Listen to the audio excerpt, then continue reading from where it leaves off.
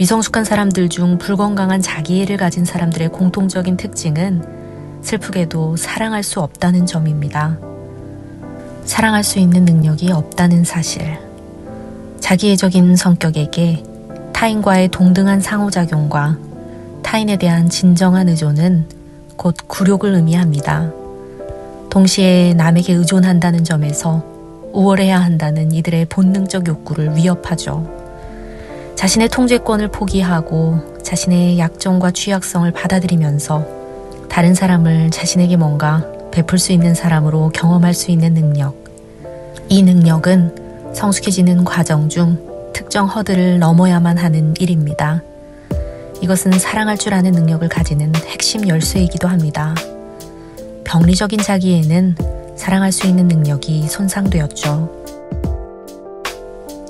안녕하세요. 마인드토피넛입니다. 오스트리아 비엔나 의과대학과 캐나다의 한 대학 정신과에서는 사랑할 수 있는 능력을 측정하는 심리학적 툴을 개발했습니다. CLT라고 불리는 20표는 말 그대로 사랑할 줄 아는 능력이죠. 사랑할 줄 아는 것은 성숙한 정신적 발달 과제를 해내야만 얻을 수 있는 탁월한 능력 중에 하나입니다. 개인의 사랑 능력은 정신건강의 매개 변수와 실제로 밀접하게 연관되어 있습니다.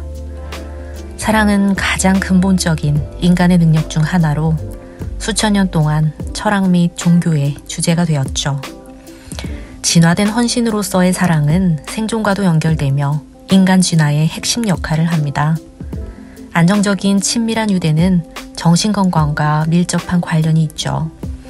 에릭슨의 심리사회적 발달 모델을 보면 초기 돌봄 관계에서 시작된 신뢰는 성인이 되어 연애를 하면서도 그 안정감에 결정적인 영향을 미칩니다. 심리적인 어려움을 소화하지 못하는 경우에는 만족스럽고 의미 있는 사랑에 자신을 헌신하는 데 어려움을 겪죠. 장기적인 관계를 유지하기 위해서는 상대의 요구를 우선시해주는 능력뿐 아니라 자신의 약점을 드러내고 서로의 의존성을 수용하는 것도 중요합니다.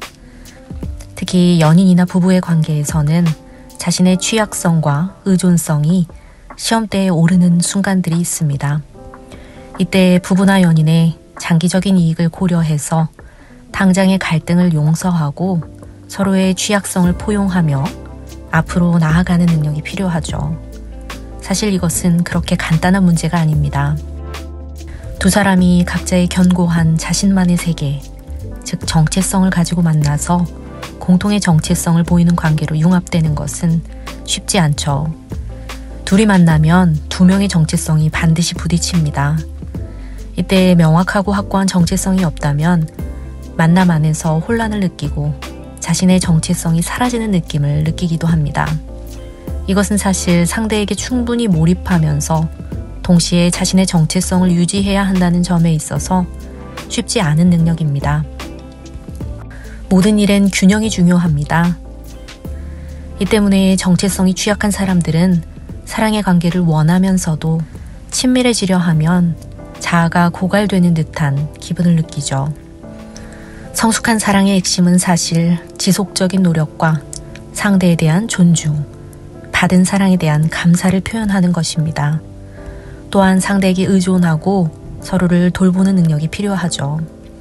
미성숙한 사람은 다른 사람에 대한 의존성을 견디지 못합니다. 또한 자기애가 과한 사람은 사랑받는 것의 가치를 전혀 느끼지 못하고 존경받는 관계만을 추구합니다. 이 때문에 갈등 상황에서 상호 간의 논의가 아닌 일방적인 조언과 해결책을 내놓고 존경을 받고자 하죠. 미성숙한 사람들 중 불건강한 자기애를 가진 사람들의 공통적인 특징은 슬프게도 사랑할 수 없다는 점입니다. 사랑할 수 있는 능력이 없다는 사실. 자기애적인 성격에게 타인과의 동등한 상호작용과 타인에 대한 진정한 의존은 곧 굴욕을 의미합니다. 동시에 남에게 의존한다는 점에서 우월해야 한다는 이들의 본능적 욕구를 위협하죠. 자신의 통제권을 포기하고 자신의 약점과 취약성을 받아들이면서 다른 사람을 자신에게 뭔가 베풀 수 있는 사람으로 인정할 수 있는 능력.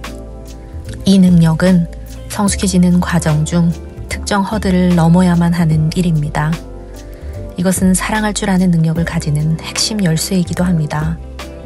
병리적인 자기에는 사랑할 수 있는 능력이 손상되었죠. 이들은 지배적이고 보복적이며 치매적인 대인관계를 보이고 불안한 애착 패턴과 불만족스러운 관계 패턴을 가지고 있습니다. 나르시시즘이 병적인 사람은 헤어짐과 분리되는 상황에서 슬퍼하는 대신 상대를 비난하는 모습을 보입니다. 상대를 비난하는 방어기제를 써서 고통스러운 마음의 상처나 슬픔을 느끼는 것을 피할 수 있죠. 상대방이 누가 봐도 나쁘고 잘못된 사람이라면 슬퍼할 필요가 없기에 그저 상대를 비난하는 것이죠. 이렇게 상대를 극도로 비난하면서 슬픔에서 벗어납니다. 자기애가 과해 우월함을 느끼려는 욕구는 연애에도 적용되죠. 이들은 늘 매력적인 이성이 있는지 주변을 확인합니다. 가장 매력적인 이성을 찾기 위해 자신의 파트너를 다른 사람들과 지속적으로 비교하죠.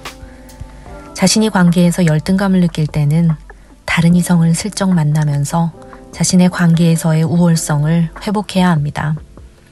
겉에서 보이기에는 극도로 자기중심적이고 자기만 아는 것으로 보입니다. 그러나 아이러니하게도 타인의 인정이나 타인의 관심으로 내면의 자존감을 채워야 하기 때문에 오히려 지나치게 매사에 남이 어떻게 생각할까에 몰두하며 행동하죠. 이 때문에 다른 사람의 기분을 지나치게 배려하고 자신의 의사를 철저히 숨길 때도 많습니다. 의견 충돌을 원치 않아 무조건 피하는 경우도 많죠. 이렇게 되면 겉보기엔 차분하고 착해 보이기까지 하지만 실제 성격은 매우 조급하고 산만하며 충동적입니다.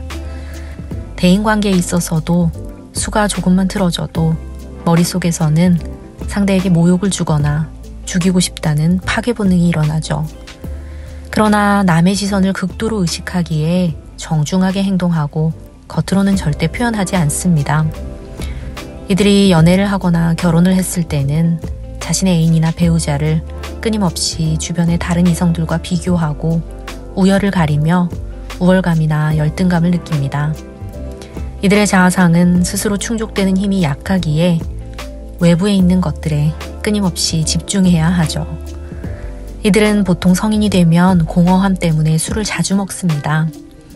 또는 위험한 스포츠나 큰 리스크를 안는 투자나 도박 등의 자극이 큰 활동으로 자신이 느끼는 공허함을 채우려고 노력합니다.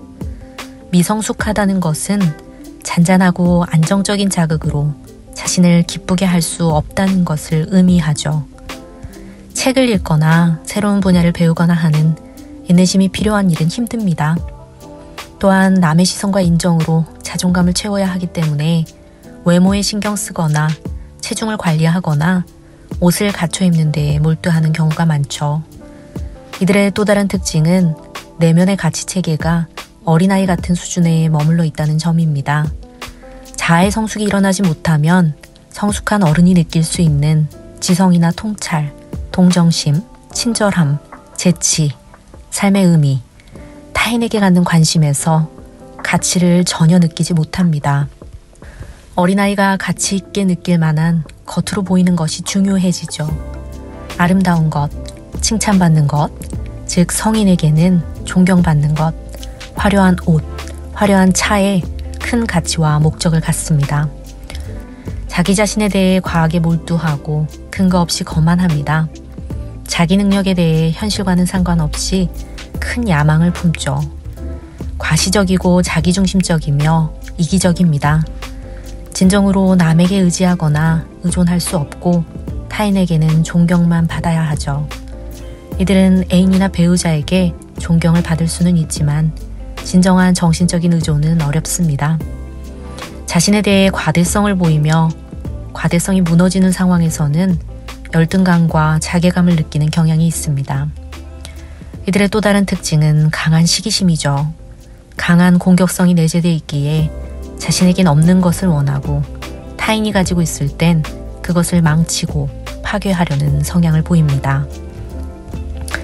불건강한 자기애성 성향을 가진 남성의 경우에는 무의식적 시기심과 파괴 본능 때문에 여자가 남자보다 여자라고 해서 대우받거나 이해받기를 원하는 것에 분노와 시기심이 발동하여 극도의 혐오 반응을 보입니다. 분노가 일어나는 거죠. 한 남성이 여성에게 강렬한 시기심을 느낄 때 이 여성의 마음을 얻고 평가절하하며 거절하고 동성애 파트너에게 도피하기도 합니다. 이 때문에 이들은 사랑에 빠져서 얻는 행복감이나 충족감, 감사하는 마음을 체험하기 어렵습니다. 여자에게 배려하는 자상한 남성을 보며 분노와 경멸을 느끼죠. 또는 가식적이며 역겹다고 표현하는 경우까지 있습니다.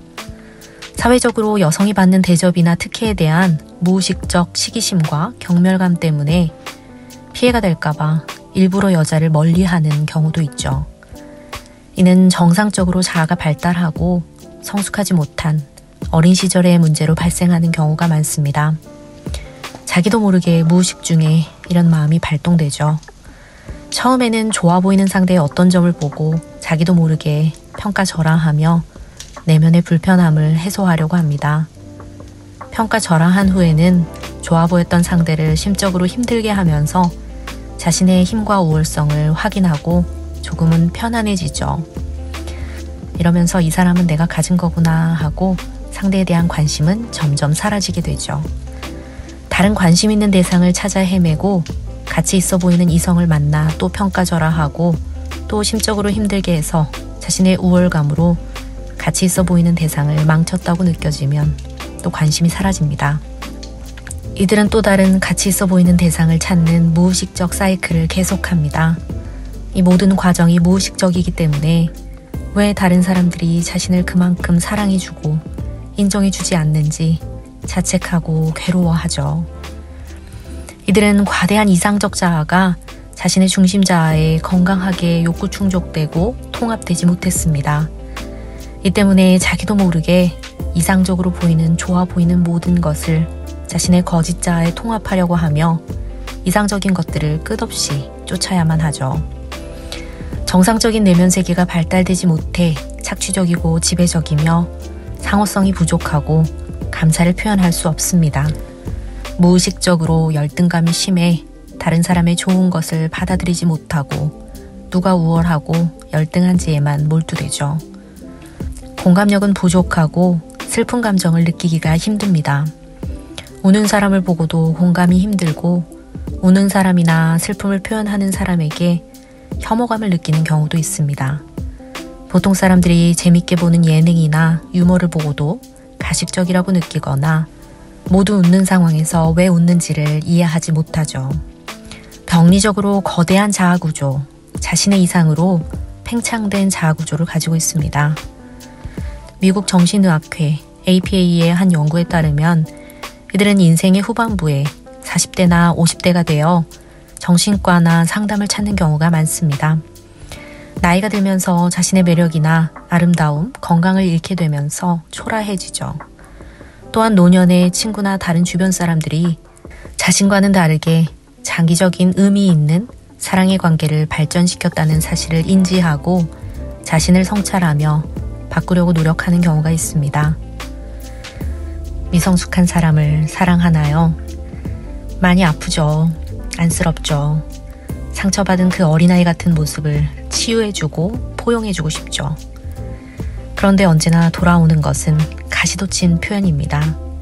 감사함이 없죠. 감사함이 없는 사람에게 진심을 준다는 것. 진심에 감사하지 못하는 사람. 초기에 자신에게 잘해줬던, 특별함을 느끼게 해줬던 순간들을 떠올리며 그 사람을 다시 포용하려고 하시나요? 어느 정도가 지나면 이 포용하려는 마음은 결국 나를 상처 입게 합니다. 내 자존감을, 내 자아를 갉아먹고 흠집나게 하죠. 나조차도 온전히 서 있지 못하는 상황이 됩니다. 자신을 먼저 보호하고 가시돋친 그 사람은 먼 발치에서 지켜봐 주는 것도 좋을 것 같습니다. 감사합니다.